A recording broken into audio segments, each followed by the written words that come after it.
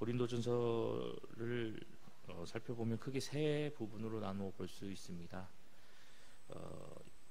1장 1절부터 19절까지를 도입부로 살펴볼 수 있고, 또한 1장 10절부터 15장 58절까지는 이 고린도전서의 본론부에 해당되는 부분으로 나누어 볼 수 있습니다. 그리고 마지막 16장 이 종결부로 해서 우리가 고린도전서를 세 부분으로 나누어 볼 수 있는데, 이 본론부는 다시 크게 이 전반부와 후반부로 나누어 볼 수 있습니다. 1장 10절부터 6장 20절까지를 이 본론부 부분에서 특히 전반부로 살펴볼 수 있고, 그리고 7장에서부터 15장까지를 이 본론부의 후반부의 내용으로 우리가 나누어 볼 수 있습니다. 앞선 6장까지 이 고린도 교회가 당면한 문제 중에 교회의 분쟁, 그리고 도덕적인 무질서에 대한 그런 사도의 책망과 훈계를 주된 내용으로 하고 있다면, 이제 7장으로부터 15장까지는 이 서신을 통해 사도에게 질문한 중요한 이 신앙생활 현안들에 대한 이 사도의 이 목회적 답변을 들려주고 있는 그런 내용을 주된 내용으로 삼고 있습니다. 오늘 우리가 함께 살펴본 7장에서는 그 내용 중에 사도가 첫 번째로 다루고 있는 결혼에 관한 그런 질문에 대해서 포괄적인 이 교훈의 내용들을 이야기하고 있습니다. 당시 고린도 사람들은 육체는 추하고 악한 것이며 영혼은 순수한 것이다라는 이런 헬라의 이원론적인 철학사상의 영향을 받아서 아주 극단적이고 양극화된 현상을 나타내고 있었습니다. 한쪽 부류의 사람들은 육체는 악하고 영혼은 순수하기 때문에 육체는 어떻게 사용하든 상관이 없고, 이 본능이나 자신의 유욕을 온전히 충족시켜도 이것은 나쁜 것이 아니다라고 생각을 하였습니다. 그래서 이 부류의 사람들은 이러한 생각에 젖어들어서 마구 음행을 하고 방탕한 모습을 보이며, 결혼한 사람들은 거리낌 없이 이혼하는 그런 모습을 보였다라고 말합니다. 그런데 이와 반면에 다른 한쪽의 사람들은 육체와 본능은 악한 것이다 라고 생각을 하였습니다. 따라서 나의 영혼의 순수성을 보존하기 위해서는 더욱더 우리의 육체를 억압하고 육체의 본능과 욕망을 모두 부정해야 한다라고 생각하였습니다. 그래서 이 부류의 사람들은 극단적인 금욕 생활을 해 나갔고, 심지어는 결혼까지 하지 않는 모습을 보였다라고 합니다. 그런데 이러한 이 양극화되고 이 극단적인 이러한 성향이 고린도 교회 성도들에게까지 영향을 끼치게 되었고, 이러한 상황 가운데서 임박한 종말 사상이 함께 팽배하는 그런 모습을 나타내고 있었습니다. 또한 이러한 상황 가운데서 결혼을 꼭 해야 되는 것인가, 그리고 결혼을 한 사람들은 결혼 생활을 계속 유지해 나가야 하는가에 대한 그런 의문을 제기하게 되었습니다. 그리고 본인들이 이러한 질문에 해답을 얻을 수 없게 되어서 결국에는 이러한 내용을 사도에게 질문하게 되었고, 사도는 고린도 교회 성도들이 질문해온 이러한 내용들을 그들에게 답변하며 그들이 질문한 내용들에 대한 교훈을 들려주고 있습니다. 오늘 1절로부터 7절까지의 말씀을 통해서 사도는 이 결혼 여부에 대한 기본의 원칙을 제시를 하고, 또한 이와 더불어 부부 생활에 대한 일반적인 교훈의 내용을 들려주고 있습니다. 또한 8절로부터 16절까지 말씀을 통해서 사도는 미혼자와 과부에 대한 독신 생활을 권장하고 있으며, 기혼자의 이혼 문제에 대한 그런 교훈들을 들려주고 있습니다. 17절로부터 24절까지 말씀을 살펴보면 민족적 구분 및 세상의 신분에 대한 교훈의 말씀과 처지에 초연한 성도의 삶의 자세가 무엇인지에 대해서 사도는 계속해서 교훈하고 있고, 마지막으로 25절로부터 40절까지 말씀을 통해서 사도는 이 결혼하지 못한 사람들의 이 결혼 여부에 대한 구체적인 교훈의 말씀과 더불어서 이 과부의 재혼에 대한 그런 교훈의 말씀까지도 들려주며 이 고린도 교회 사람들에게 그들이 질문한 질문의 내용들을 답변을 하고 있습니다. 그렇다면 이러한 내용을 가지고 있는 본문의 말씀이 우리에게 들려주고 있는 영적인 메시지는 과연 무엇일까요? 먼저 첫 번째로 오늘 본문의 말씀은 성도는 이웃이 무조건 자신과 같기를 바라서는 안 된다라고 교훈하고 있습니다.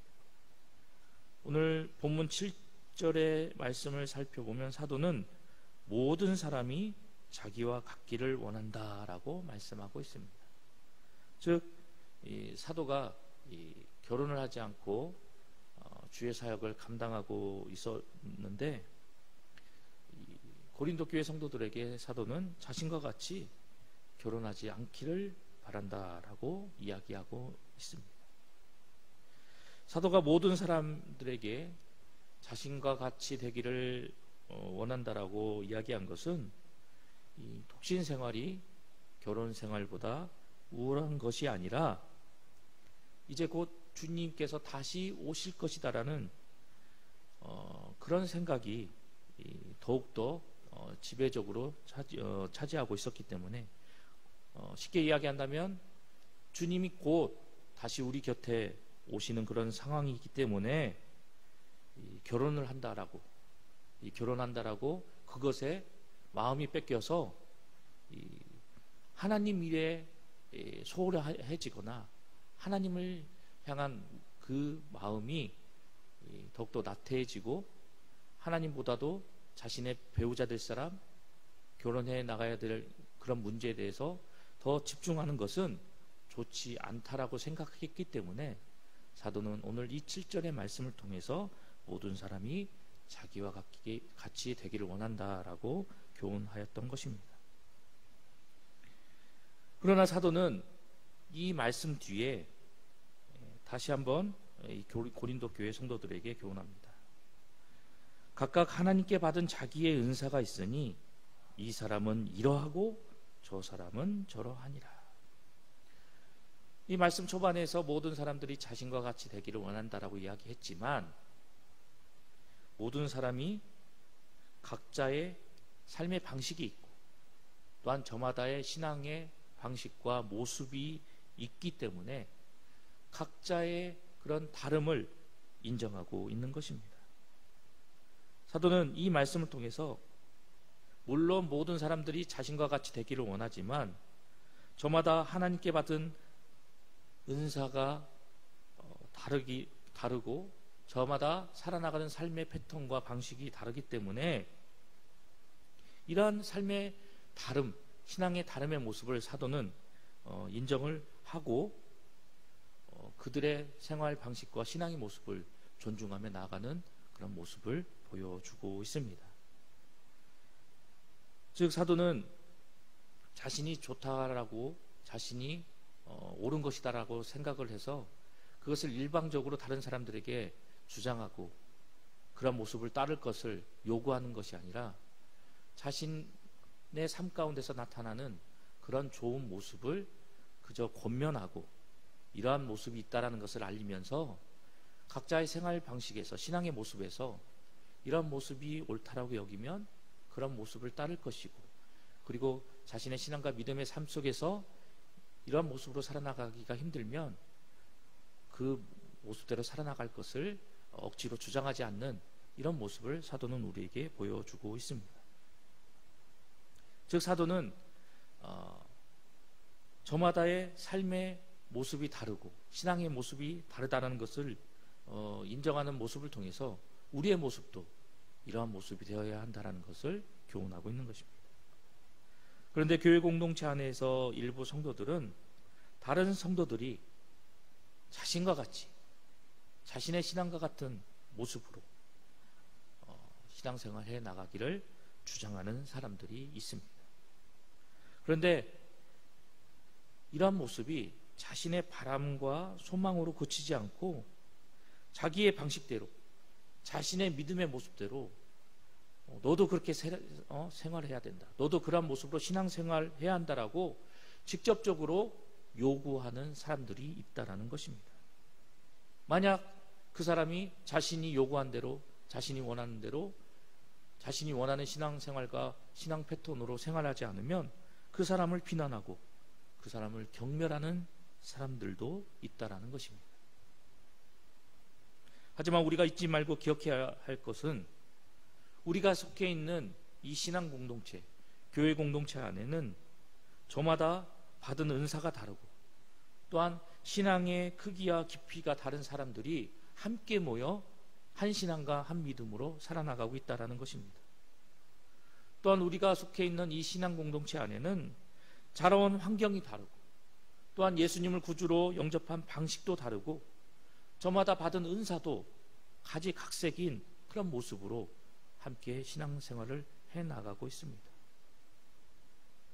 그럼에도 불구하고 이러한 모습을 인정하지 못하고 이러한 모습을 수용하지 못한 채 오직 내 신앙이 옳다, 내 믿음의 패턴이 옳다라고 주장하며 그것을 무리하게 요구하고 그런 방식으로 따라오기를 요구하는 사람들이 존재한다는 것입니다. 그러나 사도는 로마서 12장 4절과 5절의 말씀을 통해서 우리에게 다음과 같이 이야기합니다.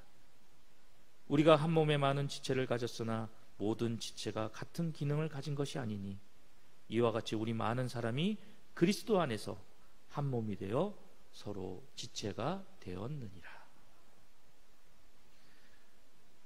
우리의 신앙 공동체 안에 함께 나와 더불어 신앙생활을 해나가고 있는 우리의 형제 자매들, 우리의 성도님들, 그들이 가지고 있는 다양한 모습 그리고 다양한 은사들, 이 다름을 인정하고 수용하고 받아들이며 그 다름 속에서 나타나는 부족한 부분들을 내가 채워주려고 노력하고 그 다름 가운데서 나타난 다른 성도들의 뛰어난 모습 그리고 뛰어난 은사의 모습들을 칭찬하고 격려하며 함께 합력하여 선을 이루고자 하는 그러한 모습이 우리 가운데 나타나야 한다는 것입니다.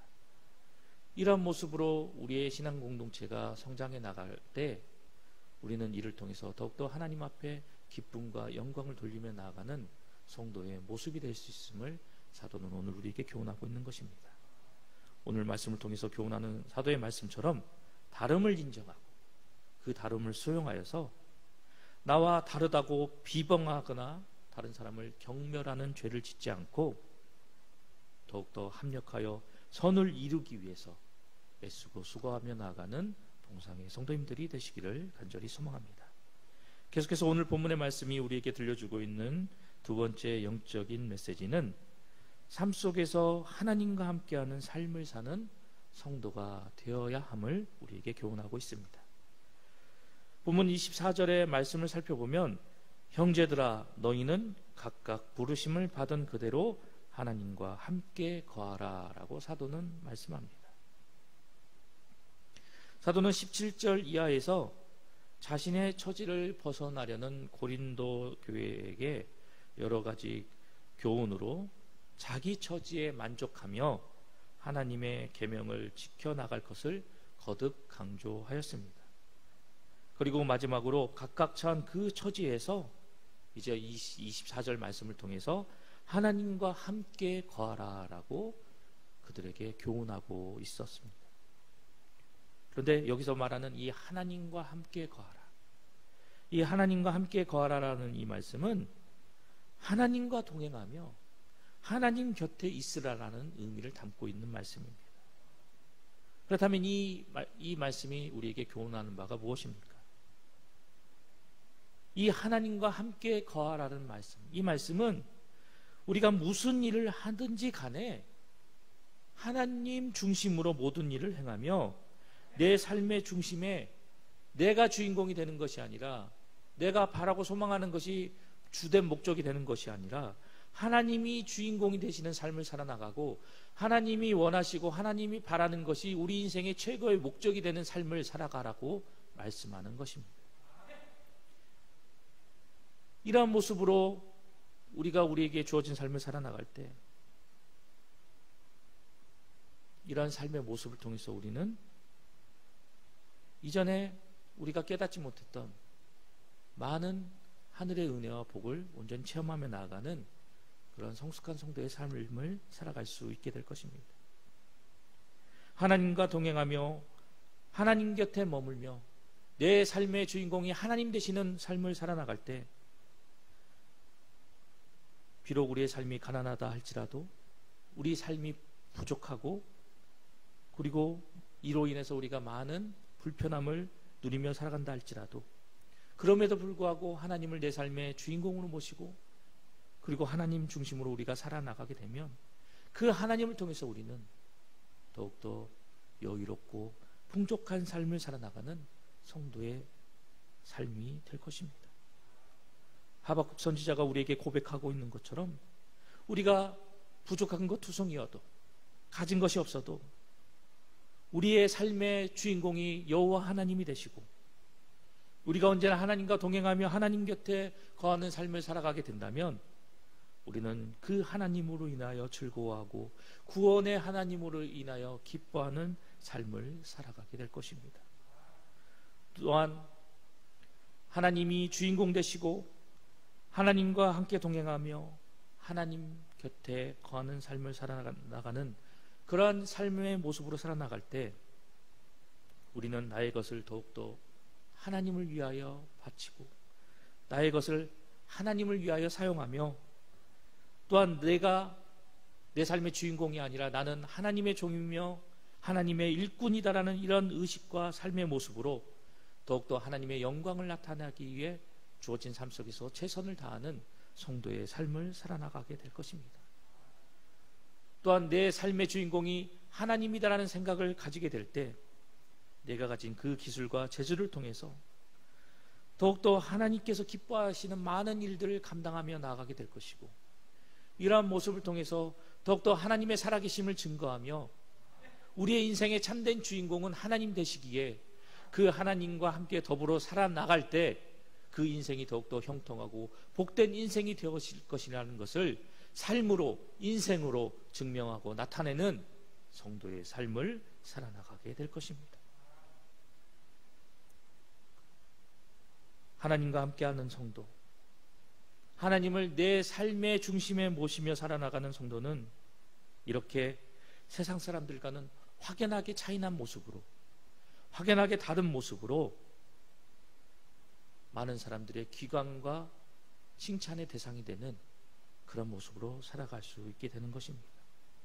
뿐만 아니라 하나님과 함께하고 하나님을 내 삶의 중심에 모시는 성도는 날로 악해져가는 이 세상 속에서 죄악이 창궐해 나가는 이 세상 속에서 더욱더 정직하고 성실한 삶의 모습으로 하나님의 영광을 드러내며 살아나가게 됩니다.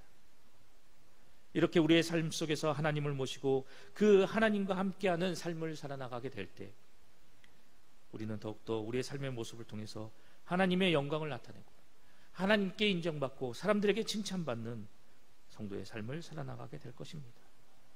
또한 하나님이 주인공 되시는 삶을 살아나가게 될 때 하나님을 우리의 삶에 모시고 그 하나님과 더불어 살아나가게 될 때 우리는 어떠한 상황과 환경에 처한다 할지라도 그 상황과 환경이 굴복하지 않고 오직 하나님으로 인해서 기쁨과 희망을 품고 참 소망과 비전을 품으며 살아나가는 성숙한 성도의 삶을 살아나가게 될 것입니다.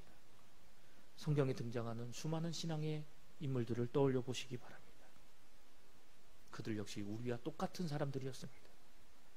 하지만 그들이 위대한 신앙의 인물로 부각받으며 많은 사람들에게 칭찬받는 사람이 되어진 것은 언제나 자기 삶 가운데 하나님을 모시고 그 하나님이 자신의 삶의 중심이 되는 삶을 살았기 때문입니다. 언제나 하나님과 함께 더불어 동행하는 삶을 살았기 때문에 하나님이 최우선시 되고 하나님이 자신의 인생의 최고의 목적과 방향이 되는 삶을 살아나갔기 때문에 그들은 자신의 삶 속에서 위대한 신앙의 업적을 남길 수 있게 되었던 것입니다. 성도에게서 하나님을 빼면 결국 우리는 죄인의 처지로 전락할 수밖에 없다는 사실을 잊지 말고 기억해야 합니다. 때문에 항상 우리는 우리의 삶 속에서 최우선순위를 언제나 하나님으로 삼고 내 삶의 중심에 그 하나님을 모시며 그 하나님과 함께 동행하며 하나님이 원하시는 바를 최선을 다해서 이루어드리는 성도가 되어야 할 것입니다. 그런즉 너희가 먹든지 마시든지 무엇을 하든지 다 하나님의 영광을 위하여 하라라는 사도의 말씀을 기억하여서 내가 처한 처지에서 하나님의 계명을 최우선으로 여기고 그 말씀을 지키며 언제나 그 하나님과 함께 더불어 동행하며 나아가는 우리 봉상의 모든 성도님들이 되시기를 간절히 소망합니다.